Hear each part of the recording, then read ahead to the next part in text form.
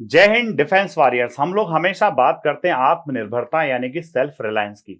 जी हाँ, कि हम हमारी आवश्यकताओं के लिए खुद पर ही डिपेंडेंट रहें।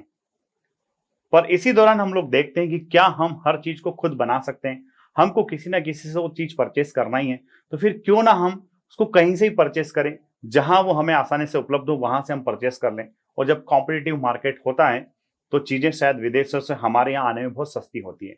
जैसा हम चाइनीज प्रोडक्ट्स के बारे में देखते हैं, कई बार चाइनीज प्रोडक्ट्स जो होते हैं वो इंडियन प्रोडक्ट्स की कंपैरिजन में काफी चीपर होते हैं।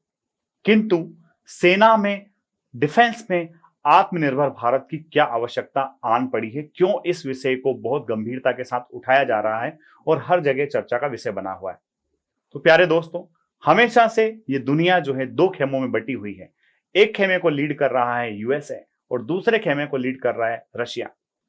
अभी अगर हम रशिया यूक्रेन वार को देखें तो हमको समझ में आ रहा है कि ये वार थमने का नाम क्यों नहीं ले रहा है। चाहे यूक्रेन बर्बाद हो जाए पर युद्ध नहीं रुक रहा है।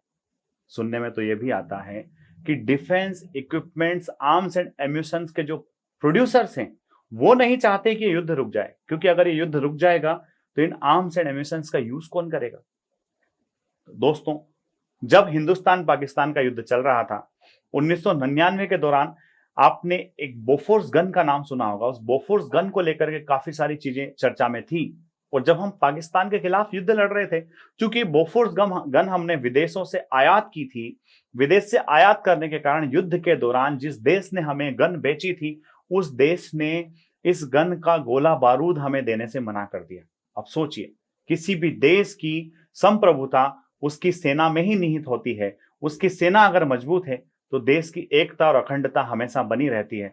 किंतु अगर हम अपनी देश की रक्षा के लिए विदेशों पर निर्भर करेंगे तो शायद जब हमें बहुत ही ज्यादा आवश्यकता हो उस दौरान हमें वो इक्विपमेंट्स, आर्म्स एंड एम्यूनिशन ना मिल पाए जब हमें उनकी बहुत ही महती आवश्यकता हो। हम लोगों ने देखा होगा हमेशा अनस्टेबल कंडीशंस बनी रहती है। आर्म्स एंड एम्यूनिशन का एक सेल्फ लाइफ होता है, एक निश्चित इनका जीवन काल होता है, उसके बाद ये भी एक्सपायर हो जाते हैं। अगर एक्सपायर्ड हो जाते हैं उसके बाद भी यूज करते हैं तो इनकी उतनी एफिशिएंसी नहीं रहती जितनी रहना चाहिए।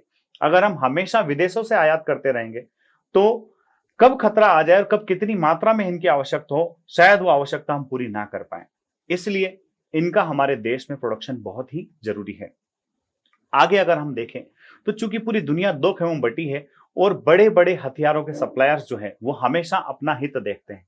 अभी आप देखेंगे कि जैसे ही हमने रशिया यूक्रेन वार में तटस्थता अपनाई, अमेरिका ने पाकिस्तान को सपोर्ट करना, हेल्प करना चालू कर दिया।